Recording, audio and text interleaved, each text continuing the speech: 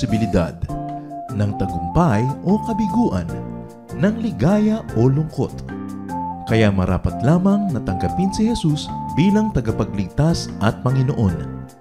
At matapos yun ay panariwain ang katapatan at paglapit sa Kanya bawat araw o day by day. Ang day by day ay naglalayong umalalay sa pang-araw-araw na pamumuhay. Narito po si Kuya Ed Lapis sa mensaheng pinamagatang When Facing Grave Illness.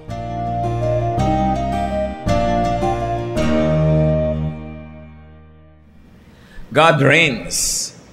At isa sa mga malalalim na kahulugan that God reigns is that God reigns in our hearts. At haba ang Diyos ay naghahari sa ating buhay, lahat ng bahagi ng ating buhay, ating salita, gawain, ay pinaghaharian niya. Kaya merong practical reign of God in people's lives. And if we are God's instruments, then God reigns through us. At isa dyan, that we are agents of healing. God is healer. At kung ang Panginoong Diyos bilang manggagamot at nagpapagaling ay maghahari, kailangan ng kanyang mga anak na tulad natin ay dinadaluyan ng kanyang pagpapagaling.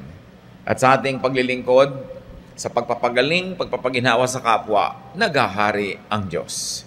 Ama namin, tulungan niyo po kami na lalong maunawa kung anong kahulugan na maging anak mo, maging daluyan na yung pagpapala, Lord, so that as instruments, we can make you reign in our practical lives, and we can make people see your grace and power and feel your love. Forgive us our sins. Cleanse us, O God. Make your words come alive. Turuan niyo po kami at nang sa ganoon ang karunungan ay hindi lang manatili sa aming isip, ito'y magbunga ng kabutihan sa aming buhay. Sa pagsisikap namin, Panginoon, kayo kilalanin, pagkalooban niyo kami ng kakayahan, karunungan, magpakilala po kayo, papagliwanagin niyo ang aming isip, turuan kami takayin, pagpalain niyo kami para maging pagpapala rin kami sa kapwa. Patiwasayin niyo po ang aming isip, patahimikin niyo po ang aming loob, palakasin niyo po ang aming katawan, patalasin ang aming isip, at nang sa ganon, kami lubos na tumanggap ng pagpapala niyo. Lord, reign in our hearts, speak to our hearts. We raise your name, O Lord, and let your name rise above the nations. And as we do that, O God, we ask you to bless us and glorify only your name. We are confident that you hear our prayer as we ask. In the name of Jesus, our healer, our master, and our friend.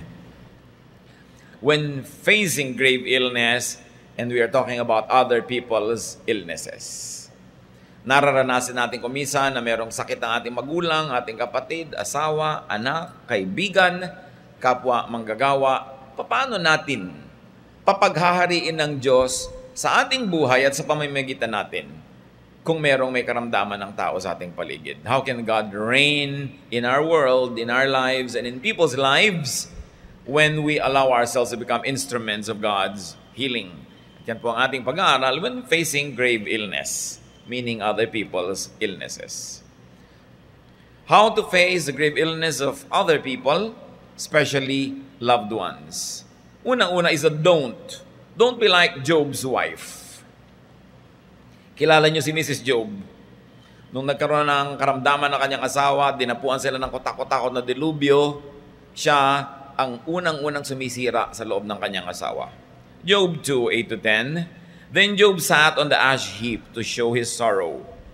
And while he was scraping his sores with a broken piece of pottery, his wife asked, "Why do you still trust God? Why don't you curse him and die?" Job replied, "Don't talk like a fool. If we accept blessings from God, we must accept trouble as well." In all that happened, Job never once said anything against God. So how to learn how not to be a Job's wife when somebody is sick in the family? Don't talk like a fool. Ingatan natin ang sinasabi natin dahil yung may karamdaman, nagiging lalong maramdamin yun at sensitive. So binabantayan mo kung anong sinasabi mo. Hindi ko mo napapagod ka ng mag-alaga, napapagod ka ng magsustento, kahit ano na lang sabihin mo, pwede. Dapat mas maingat. Don't discourage and don't vex people who are already sick. Yung Kuminsan ay sinasabi natin na kung ano-anong mga salitang masakit sa kanilang tenga, may karamdaman na nga. Do not weaken or discourage the patient's faith in God. Meron pa nga magsasabi, oo nga, Daddy, ang bait-bait mo nga, nagsaserve ka kay Lord, ba't ikaw pa kaya yung nagkasakit? Yung ikaw pang pagkakaringgan ng ganung mga bagay, ikaw nga itong caregiver, dapat hindi mo siya inaakit at niyayaya na maghinanakit pa sa Diyos o manghina ang pananalig. Kasi yung taong may sakit na nga, lalo naman siya na dependent sa kanyang Diyos. Lalo naman siyang dependent sa pananalig. Yan ang dapat pinapalakas, hindi yun ang pinapahina. Do not be like Mrs. Job. Do not teach or lead the patient to be bitter. Ayan ang nangyari sa'yo, nagkaganyan-ganyan ka na. Ano tuturuan mo? Maging mapait ang kanyang attitude tungkol sa nangyayari sa kanya. Do not mislead the patient into becoming envious of others who are more healthy or to feel bad about himself. Words count so much. Do not be like Job's wife. And in reverse, teach and encourage the patient to count his blessings and accept his or her trouble. Kay Job nang galing yun, sabi niya, will you accept only good from God and not trouble? In other words, may balanse pa si Job kahit sobrang hirap ang dinanas siya sa buhay kasi hindi lang yung hirap at sakit niya ang kanyang iniisip. Inisip din niya yung mga blessing na napakatagal niyang tinamasa mula sa Diyos. So isang magandang ministry sa may sakit, sit down and help this patient count his or her blessings from God. You can say, oh, may sakit ka nga pero salamat, buhay ka pa. May karamdaman ka nga pero salamat, may tumutulong sa atin. Inoperahan ka nga pero salamat, may operating room. Biro mo kung inoperahan ka ng walang operating room. No? Papasalamat ka sa may ganito, may ganyan, may ganon. Hindi yung ang iisipin mo yung wala. And we teach people to accept what is happening. Not to accept to the point of not finding healing, but first to accept it. Because you cannot change anything without accepting it first. So tanggapin mo na yun talaga yun. To accept the illness in a positive way and not to fight heaven. Sa dinami-rami ng kakalabanin, pag may sakit ka, lalong hindi dapat kalabanin ang langit. Do not tempt and lead the patient to sin against God. Kasi ang sinabi diyan, Job did not sin against God. Ang tao kasi pag may karamdaman, minsan nagtatampo pa sa Diyos, nagagalit sa Diyos, gagawin mo yun, lalayo ka pa sa Diyos, Diyos na nga yung kaisa-isa mong pag-asa. Kaya dapat lalong ilapit. Job's wife was a caregiver from hell. At kung minsan nagiging ganun tayo, hindi gumaan ang pakiramdam ng may karamdaman, bumigat pa dahil sa mga pinagsasasabi natin. How do you take care of sick people? Do a Jairus. Alam niyo si Jairus, naghihingalo ang anak niyang dalagita. Pumunta siya kay Jesus, sinundo niya para dalhin sa kanyang bahay kahit ayaw ng mga kasambahay niya. Kasi nung araw naman hindi uso na lumapit kay Jesus Hindi pa siya nun accepted ng marami. Mark 5:22-24. Jairus went over to him, meaning to Jesus. He knelt at Jesus' feet and started begging him for help. He said, "My daughter is about to die. Please come and touch her so she will get well and live." Jesus went with Jairus. And you know the story, the girl lived again. Kasi namatay na yung bata nung papunta pa lang sila sa bahay. Pinipigil na ng mga kasambahay, huwag na nating abalahin ang teacher na yan. Kasi namatay na rin naman, wala na magagawa. Pero nagpatuloy pa rin sila at ang batang ito ay binuhay ng Panginoon. So do a Jairus. Hindi ka dapat mahiyain. Pagka ikaw yung nag-aalaga na isang may sakit at mahiyain ka, mamamatay ang pasyente mo. Kailangan marunong ka makiusap. Hindi yung nandun ka sa free ward ng ospital, titighok-tighok na yung pasyente mo, nahihiya ka pang tawagin yung nurse. Nahihiya kang abalahin yung doktor. Kailangan matibay ang yung loob at sikmura. Pagka ikaw may inaalagaan, hindi pwedeng torpe at patay-patay. Kasi mamamatay ang pasyente mo. Napakaraming mga anak ang hindi gumaling dahil yung mga magulang mahiyain. So you go to Jesus, like Jairus. Go to Jesus in prayer and ask Jesus to heal your patient. In fact, bring Jesus to your patient. Isipin mo itong si Jairus, napakataas ang kalagayan sa lipunan. Pagkatapos, luluhod siya sa harapan ni Jesus para makiusap. Si Jesus na nun ay kolorum pa. Kulto pa ang tingin ng mga tao sa grupo ni Jesus nun. Hindi pa sila yung authorized and authoritative church. Hindi nun glamorous thing na respectable to come to him and kneel in front of him, but he did that kasi meron siyang ipinapakiusap. Kailangan bitbitin nyo at dalhin si Jesus sa inyong bahay. Now, hindi mo na magagawa yon dun sa Lord Jesus Christ. But you know, Jesus lives in people. Even people who don't believe in Jesus, pinatahanan pa rin yun ng Espiritu ng Diyos. May gift pa rin yun, may galing pa rin yun. So anong gagawin mo? Sinong mga Jesus na yun ngayon sa panahon natin? Kahit sino na siya ang merong hawak ng lunas sa iyong pasyente. Galing sa Diyos yung lunas na yon, gagawa ka ng paraan para madala sa iyong pasyente. Hindi pwedeng mahihiyain. Jesus can work today through His anointed or chosen instrument, like a doctor, a therapist, a herbalist, a nurse, a caregiver. So dapat marunong kang lumabas, maghanap nun kung sino magiging daan ng lunas at dalhin mo sa iyong pasyente. That you find Jesus the healer in others. All good things come from above. Kahit yung mga hindi sila nagpo-profess ng pananalig sa Diyos, Diyos pa rin ang lumikha doon. Ang galing nila at husay, galing pa rin sa Diyos. Hindi ka dapat mag-atubili na yun ay magamit para gumaling ang iyong pasyente. Another way to deal with people who are sick and how to face this illness among people we love, do an army officer. Merong isang Roman officer, yung kanyang alipin, napakaliit na tao kung tutusin in the hierarchy of the empire. May sakit yung alipin ng Roman officer na ito, lumapit kay Jesus ang Roman officer at ipinapakiuso niya, pagalingin niyo po ang aking katulong. Biruin mo yun. Matthew 8:5-13, when Jesus was going into the town of Capernaum, an army officer came up to him and said, Lord, my servant is at home in such terrible pain, and he can't even move. I will go and heal him. Jesus replied. But the officer said, Lord, I'm not good enough for you to come into my house. Just give the order, and my servant will get well. When Jesus heard this, he was so surprised that he turned and said to the crowd following him, I tell you that in all of Israel, I've never found anyone with this much faith. Then Jesus said to the officer, you may go home now. Your faith has made it happen. Right then, his servant was healed. So katulad nitong Roman officer na ito, foreigner pa, naniniwala sa Panginoong Yesus, get help. How can you get help? Expand your contacts. Again, yan na naman pagiging mahiyain, pagiging antisocial, laging nag-iisa, nagmumukmok, lugi ang mga mahal nyo sa buhay pag ganun kayo. Iba na yung may nakikilala kang doktor dito, nurse doon, may nakikilala kang kung ano-ano dito, therapist dito. Kasi pag nangailangan ng loved ones mo, makakapunta ka. Meron kang pwedeng lapitan.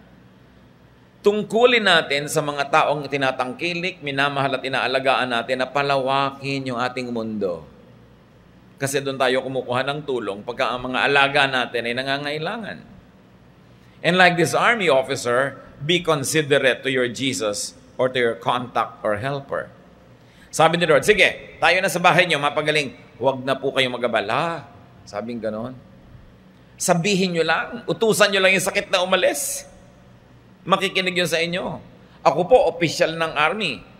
Meron akong mga official on top of me. Pag inutusan nila ako, sumusunod ako. May mga tao namang nasasakupan ko, pag inutusan ko, sumusunod. Kayo, Lord, utusan nyo lang yung sakit, susunod yun. Di nyo na kailangan pang pumunta sa bahay namin. Di po kami karapat-dapat. Ayaw ba niya pumunta si Jesus sa kanila? No. Lumalapit nga siya dahil naniniwala. I'm sure he would have been glad if Jesus went to his house. Pero bakit ayaw niyang papuntahin si Lord? May kaugalian kasi noon ng mga Hudyo. Hindi sila pumupunta sa bahay ng mga Gentiles. This Roman soldier was a Gentile. Mapipintasan si Jesus. Lalong dadami ang pintas at mga reklamo ng mga tao laban kay Jesus kung makita nilang pumunta ito sa bahay ng isang Gentile. Kaya ito namang si Gentile soldier, sabi na lang niya, huwag na po kayong magabala, hindi po ako karapat-dapat. Ang totoo, ayaw na niyang isuong pa si Jesus sa marami pang lalong kritisism at gulo. He was very considerate. So mga kapatid, kung meron kayong inaalagaan, tapos may nakakatulong sa inyo, respect and work within your contact's limits. and convenience. Kayo lang naman yung humihingi ng tulong, kung minsan sobra pang mag-abala, nakakadalaan tuloy. Bibigyan natin ng galang yung limitasyon ng tumutulong sa atin. Paggaanin natin sa kanila ang pagpasa nila sa atin. Kung kayo may nalulunod at sinasagip, huwag niyong yakapin ng sobra dahil lulubog din siya dahil di siya makakagalaw. Kailangan tulungan yung taong isagip kayo. Pagka tayo'y nakakasandal-sandal sa tao, huwag niyong daganan. Kailangan sandal-sandal lang. Pagpapahingahin, bibigyan ng konsiderasyon. Marami kasi sa atin abusado. Pag nakakita na ng tutulong, wala nang gagawin kundi putaktihin ng kahihingi yung tumutulong na yun hanggang pagsawaan ka na o mamatay na rin siya dahil hindi na makaahon. Kailangan tumutulong, binibigyan natin ng pahinga. Binibigyan natin ng break. Ginagalang natin yung kanyang mga kapahingahan or convenience. Do not needlessly inconvenience your helper. Minsan naman tutulungan mo ng isang pasyente hanggang kaliit-liitang bagay, idadagan pa sa'yo. Magsisisi ka tuloy kung bakit natulong-tulungan mo pa tong taong to. This one was very considerate. And then, sabi ni Lord, sige, halika, punta tayo sa inyo. Tumanggi siya. Do not be negatively submissive or beholden to your helper. Hindi ko mo tinutulungan ka, magiging sunod-sunuran ka ng parang hindi ka na tao at naging tau-tauhan ka na lang. Tulad nun, meron siyang guts tumanggi. His sense of decency made him refuse the offer of Jesus to go to his house. Hindi ko may utang na loob tayo sa isang tao. Lahat na lang nang sabihin niya, oo rin tayo at susunod-sunuran. Meron ka right na tumanggi rin. Tulad nun, tinanggihan niya yung offer. Tinanggap naman ni Lord. Na-impress pa nga ang Panginoon eh. Sabi niya, tingnan niyo tong taong to ha. Sa buong bayan na ito, wala ako nakitang ganyan ng pananalig. Sabi niya, dahil sa pananalig mo, gumaling na ang iyong katulong. Biruin niyo kung meron kayong pananalig, kahit yung katulong niyo, wala. Kahit yung loved one niyo, walang pananalig. Yung asawa niyo, anak niyo, walang pananalig. Pero meron kayo, magbe-benefit siya. Marami sa Biblia na yung lumapit kay Jesus may pananalig, yung pasyente walang kamuang-muang na inilalapit siya, pero nakinabang siya. Anong ibig sabihin niyan mga kapatid? Dapat namumuhay tayo sa paraan na lumalakas lalo ang pananalig. Pinapalakas natin. We go with people na nagpapalakas sa ating pananalig, hindi yung nagpapahina. Gumagawa tayo ng mga bagay na nagpapalakas sa ating loob na lumapit sa Diyos, hindi yung nagpapahina ng loob natin.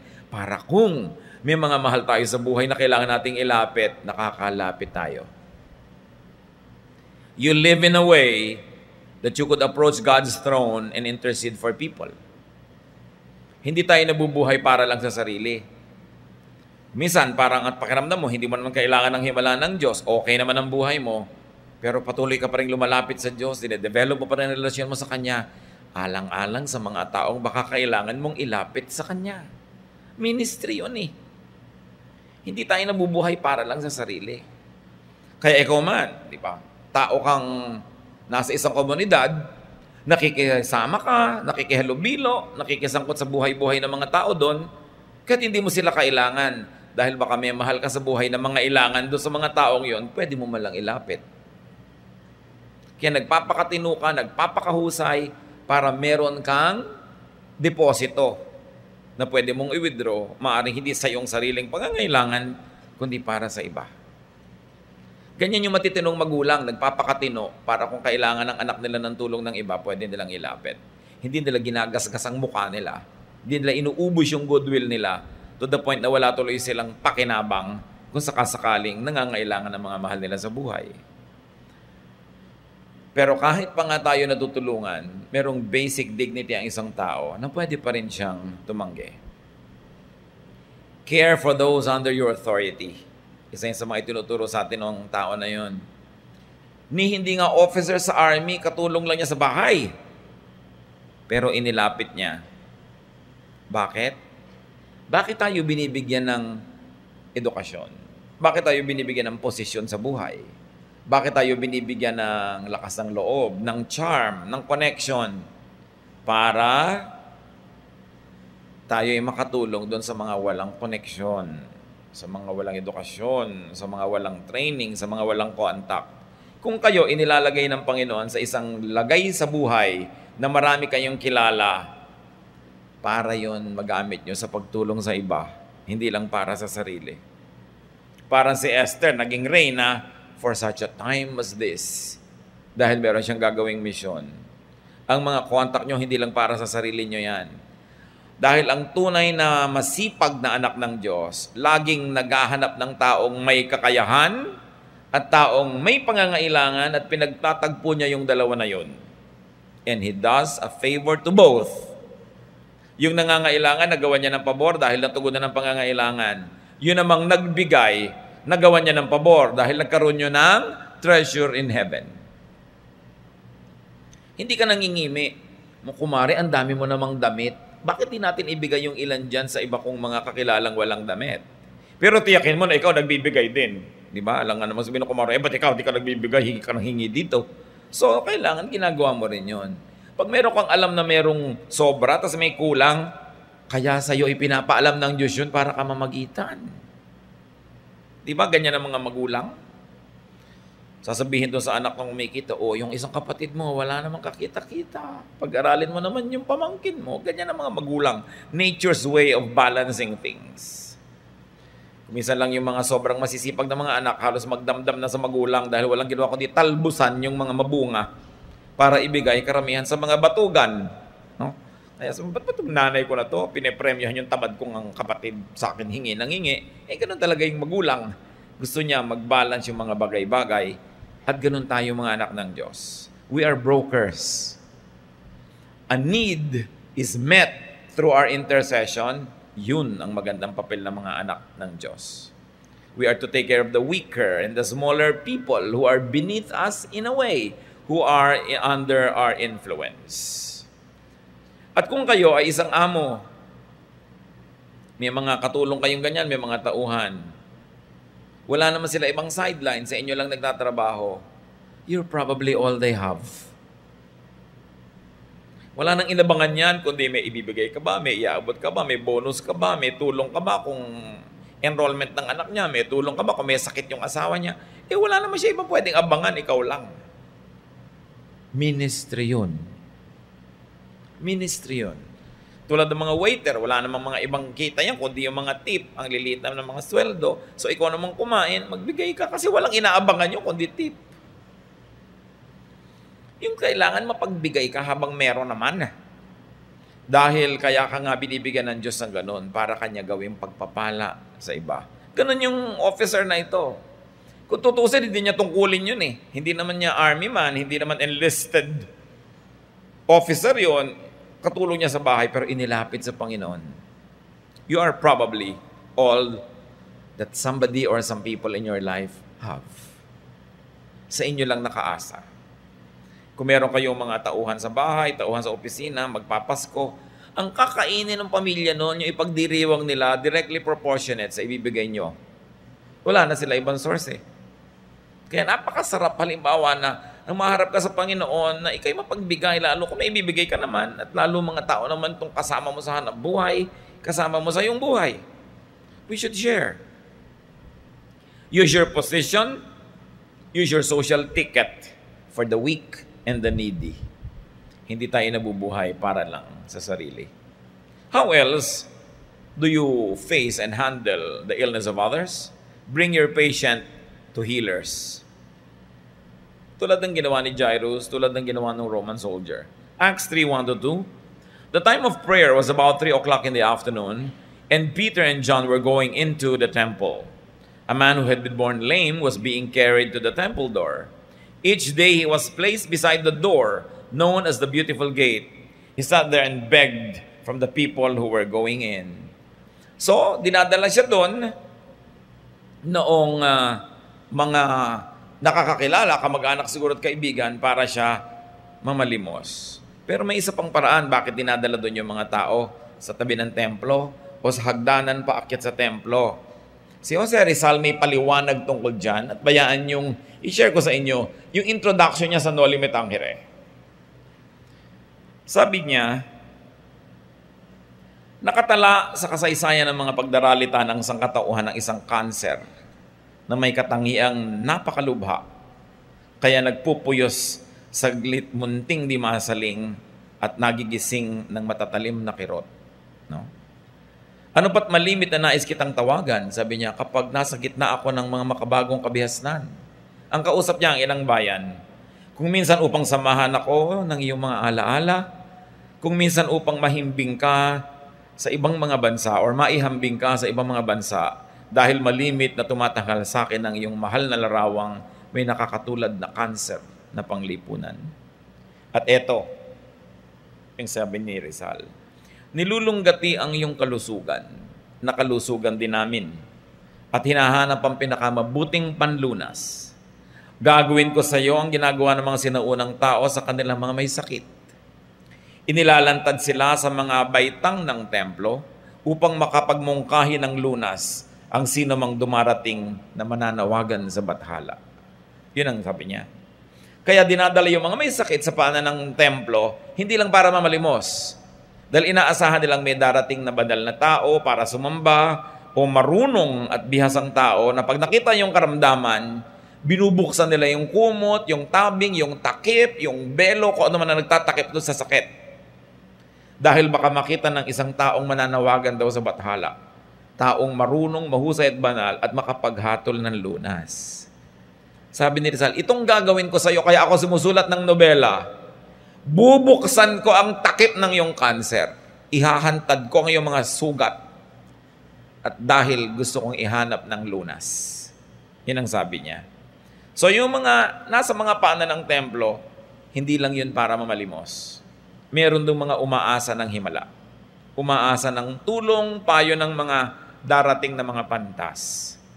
So, ganun ang ginagawa rin nun. Kaya si Pedro nagamit ng Panginoon sa himala. Do a Peter. Related yan. Doon sa nauna natin kaninang binabasa. Acts 3:1-9, ito rin yun. The time of prayer was about 3 o'clock in the afternoon, and Peter and John were going into the temple. A man who had been born lame was being carried to the temple door. Each day he was placed beside the door known as the Beautiful Gate. He sat there and begged from the people who were going in. At ang tinignan natin diyan kanina, yung dinadala siya ng mga kakilala niya para makahanap siya ng blessing. Pero may iba pa. The man saw Peter and John entering the temple, and he asked them for money. But they looked straight at him and said, "Look up at us." The man stared at them and thought he was going to get something.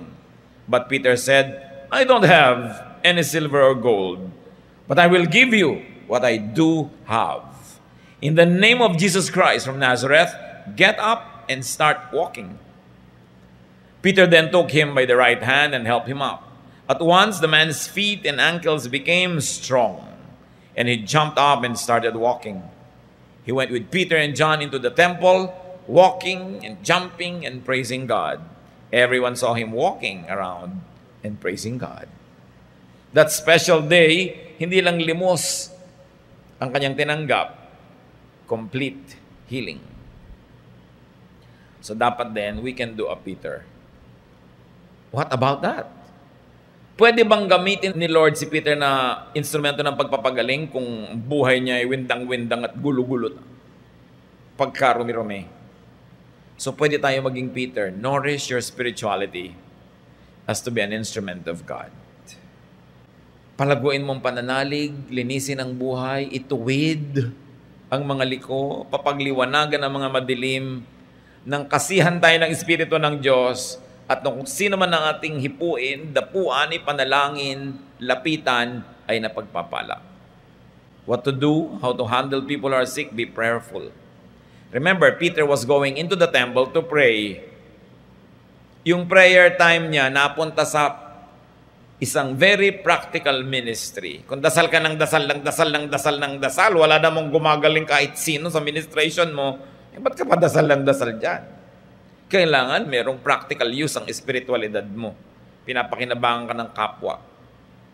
So attend church regularly. He was going to the temple. You know, they went to the temple for prayer 5 times a day. Yung mga tao nung araw. And give patience what you have. Jesus. Faith in Jesus as healer. And be an agent of healing. Hindi laging miraculous yan. Kung minsan, Meron ka palang alam, marunong ka magmasahe, mag-therapy, nagte-therapy ka ngayon ng kapitbahay niyong lumpo, kahit hindi mo siya kaano-ano, gumagaling siya, gumiginhawa. You're doing a Peter. You're becoming a channel of God's blessing and healing and restoration. Kung may galing kayo, maghanap kayo ng nangangailangan no na hindi kaya magbayad. At tulungan nyo siya. Bumawi na lang kayo doon sa nakakabayad. Diba? Dahil meron namang ganun. Lagi ka dapat naghahanap ng magagawa mong charitable act. Isa ka halimbawang architect, kumikita ka naman, o gumawa ka naman ng mga plano para doon sa mga nagsisimulang magkabahay na halos walang ibayad sa architect. Laging dapat meron tayong limos. Meron ka pinagkakakitaan at meron ka namang pinagbibigyan lang. Balance. May pumapasok, may lumalabas. You inhale, you exhale. That's life. Kumikita ka halimbawa sa tindahan mo, may mga bumibili sa'yo, tumutubo ka, pero you must be discerning. Kuminsan sa tindahan mo may lalapit na konting-konti lang yung binibili, mga luma-luma, mga panat-panat, dahil siguro walang kapera-pera. At kung ikaw ay nananalangin, Lord, ngayong araw na to, ituro mo sa akin kung sino ang ibe-bless mo through me. Makikita mo, bakit po yan ang binibili nyo? Ba't konti lang? Malalaman mo na kailangan pala niya, then bigyan mo na marami. Hindi laging tuwing meron kang relasyon sa tao, nakikinabang ka. Naghahanap ka ng taong makikinabang sa'yo. Kung instrumento ka ng Diyos. Lagi kang discerning. Kahit kumisan di mo kilala. Hindi mo kilala pero nakikita mo, ano kaya parang may problema tong taong to. And if you can strike conversation, malalaman mo may problema siya, wala siyang pambili ng gamot. Hindi mo man maibigay yung buong pambili niya, matulungan mo lang. Malaking tulong. Nakapila ka halimbawa sa butika, doon sa bayaran, makakakita ka ng isang pasyente na may daladalang prescription, may reseta, tapos sasabihin niya, 3 lang po. Ang reseta, 50 gamot, bumibilin 3. Mga kapatid, makinig kayo ha. May pera kayo, ba't di nyo bilhin nyo 50? Para uwi-uwi niya. At sinasabi ko sa inyo, liligaya kayo pag ginagawa niyo yan. Promise. Alam ko yan because I do it. Hindi ko ipinagyayabang, but I encourage you. Minsan bibili kami parang miserabling nangangalirang na ale, tapos may konting-konting pera siya na talaga namang alam mong ipit na ipit niya, tapos ibibili ng konti. Ilan mo bang kailangan nyo? Di ganun. Bili mo lahat. Kung may mabayad ka, bakit hindi? Kasi anak ka ng Diyos, di ba? Kailangan kahit saan ka pumunta, blessing. Hindi laging sino kaya madilihensyahan dito, sino kayang mahingan dito, sino magkakaperahan kaya dito. Lagi kang, naghahanap ka nun siyempre, para kami gamitin at para kami pamigay. Tapos naghahanap ka naman ng mabibigyan. And there is nothing like allowing the Spirit to just work in you. Yung walang kailangan mag-utos o humingi sa'yo, ikaw ang makakalam nun. Because you are the temple of the Holy Spirit. And the Spirit will give you guidance. Parang yung si Philip, sabi ng Espiritu, ayun yung nakakarwaahing yun, puntahan mo, turuan mo siya. Spirit-led. Spirit-led serving, Spirit-led giving. May mga ligaya na hindi mo na babatid na meron palang ganun pag ikaw nagagamit ng Panginoon sa ikabubuti ng kapwa. So, lead those healed into the temple, like Peter. Lead those healed to worship and praise God. So pagka tayo nagamit na ng Panginoon na blessing sa kapwa, ang kasunod nun, dala natin sila ilapit sa Panginoon. And live to qualify to be God's instrument of healing. Yan ang mga biblical examples, mga kapatid. Ang dami pa kung tutuusin. But for now, that's enough. Pero meron akong konting gustong idagdag. Kung kayo nag-aalaga ng may sakit, at yung inaalagaan nyo, hindi naman simpleng lagnat lang na after 3 or 5 days gumagaling na, yung mahabang mga pagkakasakit, yung makaubos pera, yung pagod-pagod talaga, at nakaka-drain na ng mga resources, at nag-aalaga kayo, what do? Help and serve, but pace yourself. What do we mean? Huwag niyong uubusin ang lakas niyo sa pag-aalaga. Be kind and good to yourself also. You cannot give what you do not have.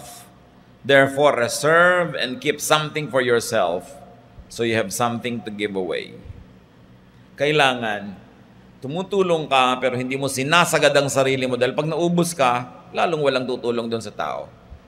Pace. Kailangan nilalagyan mo ng mga schedule ang pagtulong mo. Kailangan you are near enough but far enough. Ito yung mga lingering illnesses, mga kapatid. Don't be eaten up by the illness. Get and have a life in spite of. Huwag ubusin ang sarili. Anong ibig natin sabihin? Humanap kayo ng makakatuwang sa inyo. Hindi kayo lang naubos na yung buhay nyo, kaaalaga sa pasyente. Kasi may buhay din kayo na dapat yung ipamuhay. You are a very dedicated wife, but you are also a person of God that is a duty to yourself. So kailangan gagawa ka ng paraan. Huwag kang magpakamartir.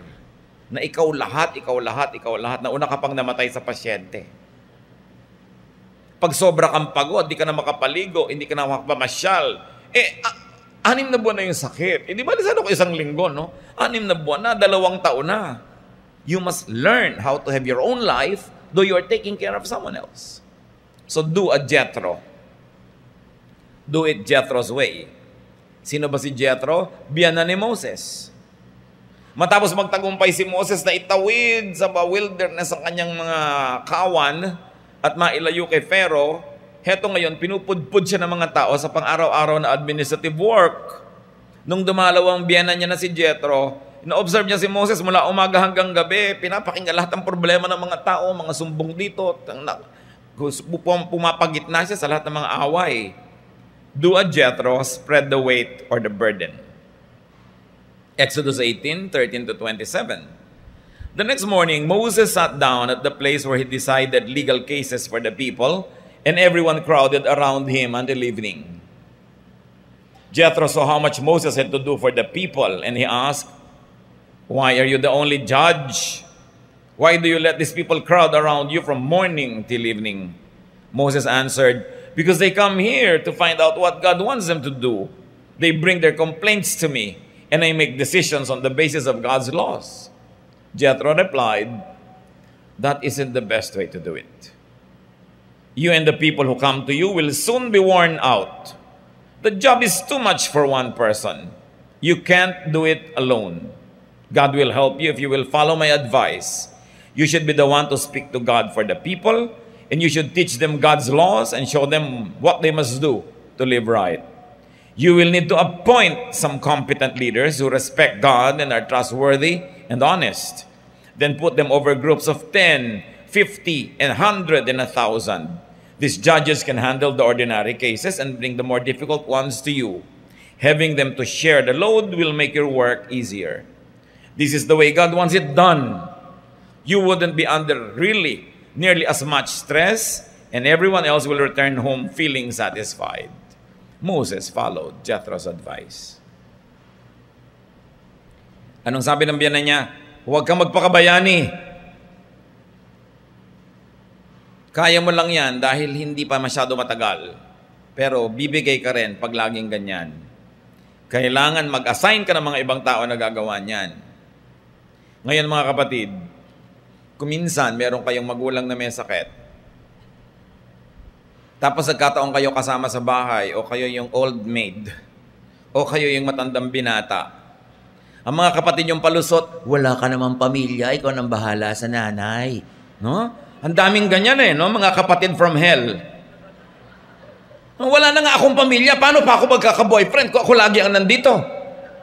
Kayo nga may asawa na, may anak na kayo, ang saya-saya nyo na ako, wala pa dito, ako pa i-assign nyo dito lagi. Ganyan kaabusado kasi ang mga kapatid no? Wala ka namang pamilya, ikaw na magpaaral sa mga anak ko, yung mga pamangkin mo. Buti ka nga may anak ako, wala, uubusin mo pa yung kita ko sa anak mo. Yung mga pamilya na talagang hindi marunong mag-alaga ng kapwa, pumalag kayo. Sabi niyo, hoy, anak rin kayo nito, galing din kayo sa kanyang bahay bata, mag-alaga kayo dito. Di ba?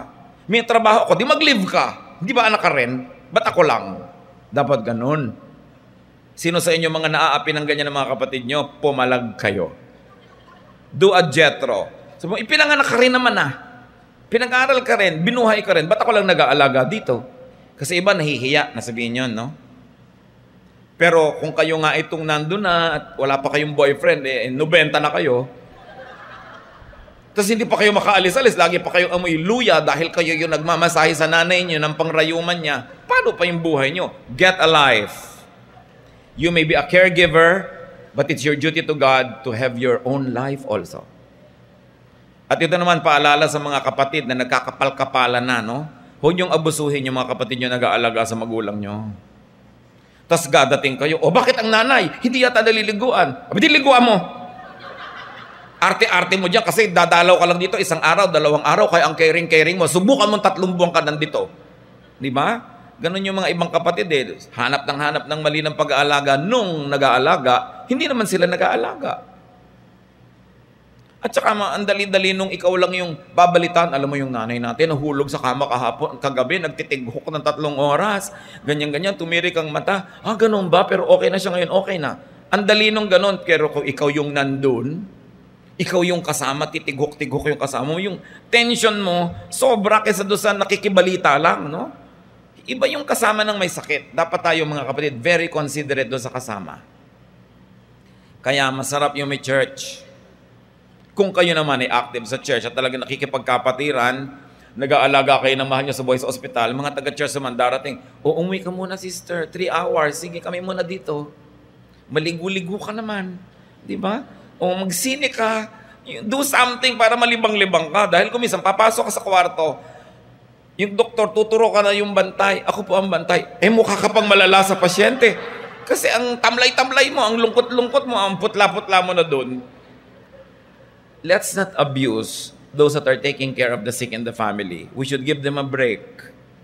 Dapat bigyan natin sila ng pahinga, bakasyon. At yung mga may asawa, may anak, may trabaho, pasalamat kayo, blessing yon. Huwag niyong gawing excuse para kayo ma-exempt sa mga duty niyo sa inyong mga magulang. Kailangan share, bawat magkakapatid. No? Find helpers. Huwag salohin kung pwede naman. We must be very considerate. No? And of course, lastly, fortify yourself. Bago dumating ang mga pagkakasakit sa pamilya, patibayin niya na ang inyong sarili, ang inyong katawan, ang inyong emosyon. Be as happy as you can. Dahil hindi nyo alam kung kailan kailangan withdrawhan yung kaligayahan na naipon nyo dahil maraming mahabang panahon ng hirap. Iba na yung may naipong saya. Sabi nga ni Balagtas, sapagkat ang mundo'y bayan ng hinagpis, mamamaya'y sukat tibayan ng dibdib. Kailangan tibayan ng dibdib.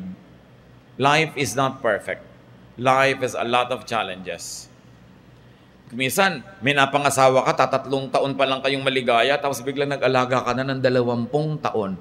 Can you imagine this ministry? Mga bayani ang ganitong mga asawa. At kung may nanay kayo na gano'n, dapat ititreat nyo, ipapasyal, hindi yung nagka-martir-martir na yung buhay niya. Kahit pa niya willing harapin at yakapin yung ganong kanyang sinapit. Pero dapat nating papagaanin.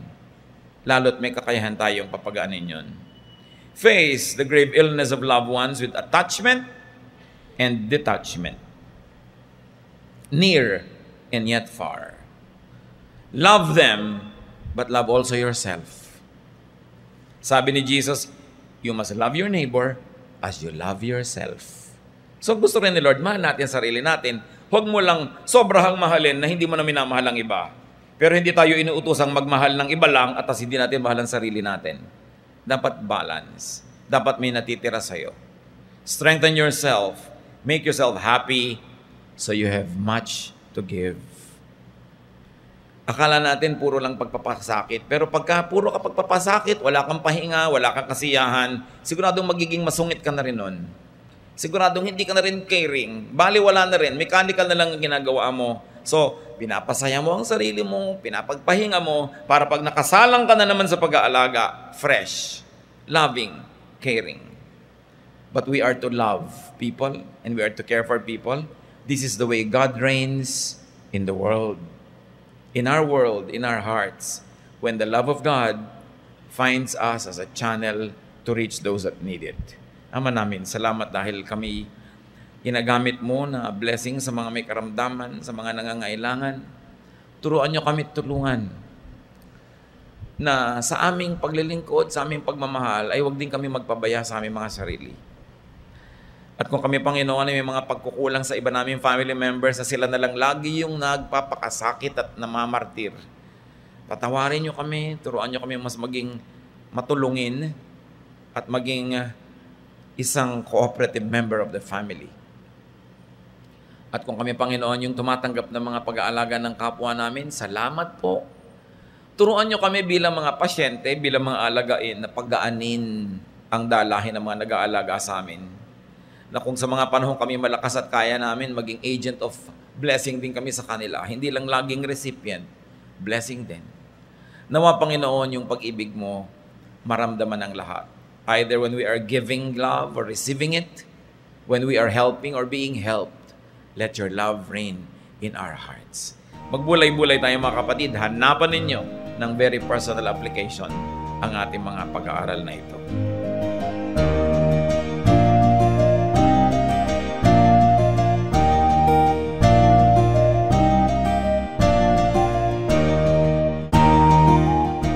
Ang katatapos pong mensahe ni Kuya Ed Lapiz ay pinamagatang When Facing Grave Illness.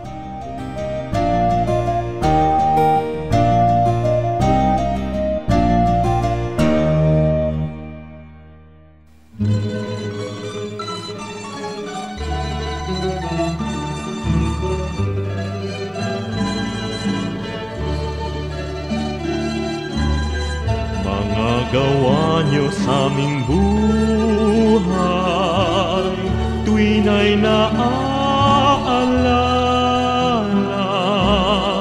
kayo'y laging tapat na tunay, puno ng pagpapala.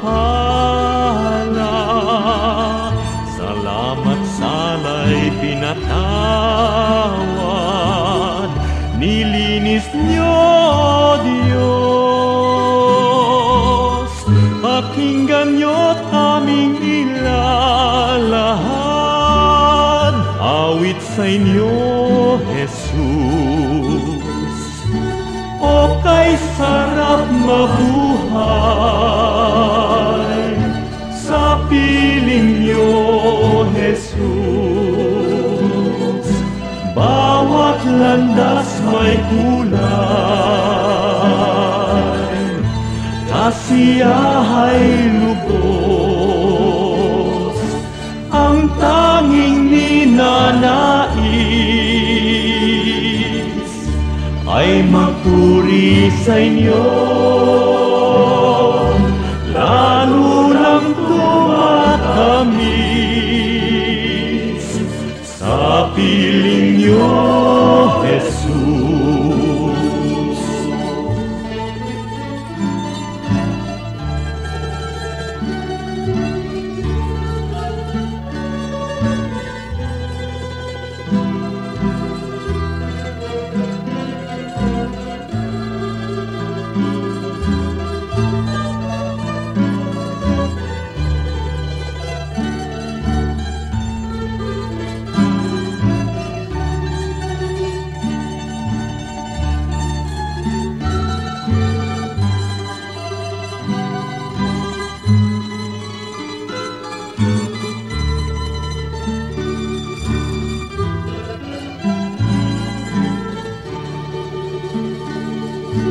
O kay sarap mabuhay,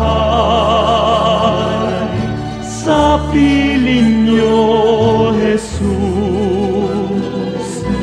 Bawat landas may kulay, kasiyahay lubos, ang tanging ninanais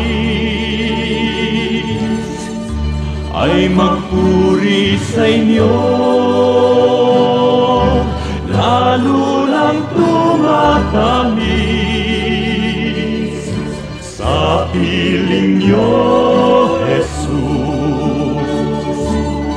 Bawat hakbang ay mayroong awit, bawat pintig ng puso, mga himig na makalangit sa damdami bugso. Lumipas man ang aking buhay, awit di matapos. Sa langit man ay iaalay, pakinggan niyo, Jesus. O kay sarap mabuhay sa piling niyo, Jesus. Bawat landas may kulay, kasiyahay lubos, ang tanging ninanais ay magpuri sa inyo, lalo lang tumatamis sa piling niyo, Jesus. Lalo lang tumatamis sa piling niyo, Jesus.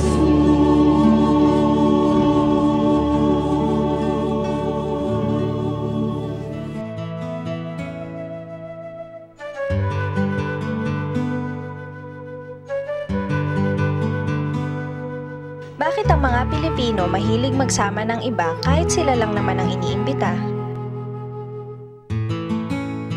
Sobra kasi tayo mapagmahal, hindi natin kayang tiisin na mag-enjoy na masarap na pagkain o kaya ay masayang event na hindi natin isinasama yung mga mahal natin sa buhay. Kaya tuloy kahit tayo lang ang imbitado, pag meron pa tayong nakitang mga kilala natin, kaibigan nasa daan, niyayaya pa natin. Hindi kasi kaya ng loob natin na may puwera. Dapat lahat kasali. Kaya kung ako ba nagdadala ng bisita dun sa pupuntahan ko, okay din naman sa akin na yung aking bisita may dala ding iba. It is an unwritten social contract na wala tayong ipupwera dahil tayo yung mapagmahal.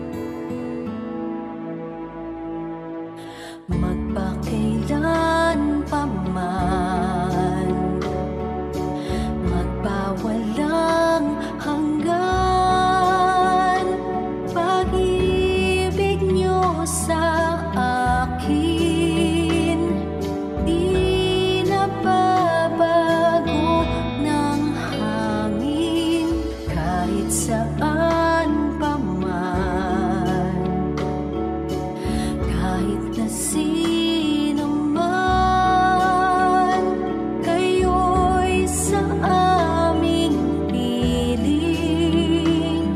di man maabot ng damdamin. Ang pag-ibig niyo'y wagas, hindi magwawakas. Ako ay niligtas.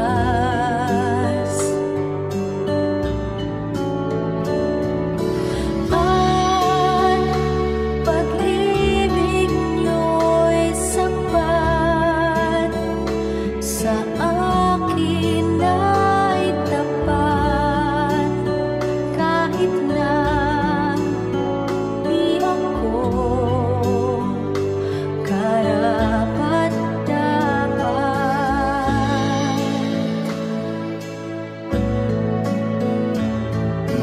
Tanging sa'yo aasa, lalapit ang magpupuno ng kulang sa lahat ng oras.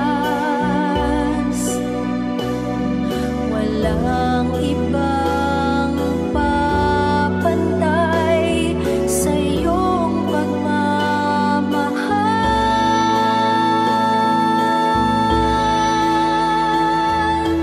Ang pag-ibig niyo'y wagas, hindi magwawakas. Ako ay niligtas.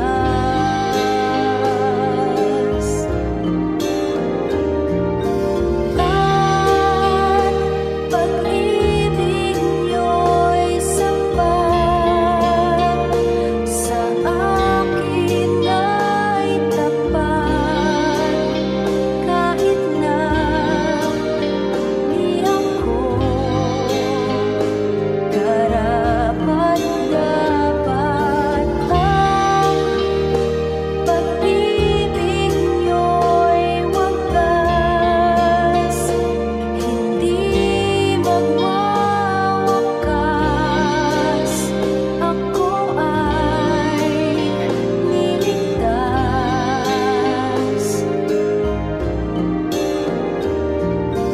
At pag-ibig niyo'y sapat,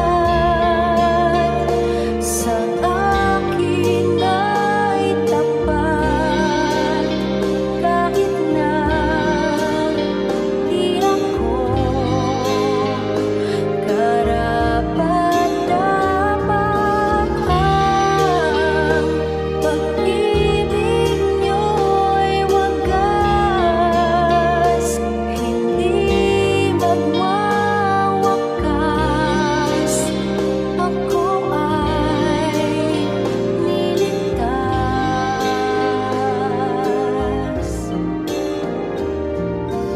At pag-ibig niyo'y sapat, sa akin ay tapat, kahit na di ako karapat-dapat.